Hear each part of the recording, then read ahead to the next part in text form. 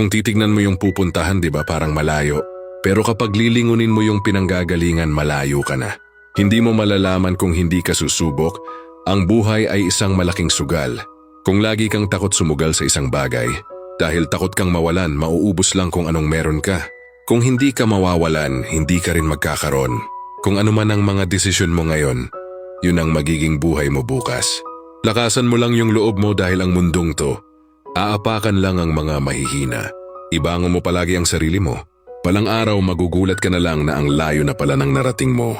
Kahit mabagal ang progress, basta may usad at kumikilos ka, okay na yan. Wala tayong magagawa, ganyan talaga ang proseso ng buhay.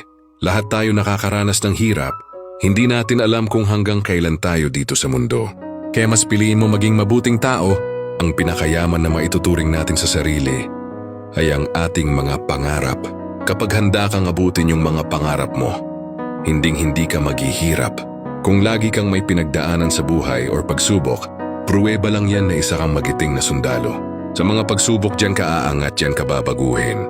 Hindi ka magtatagal sa mundo, kaya lubos-lubusin mo na gawin yung mga bagay na nais mo.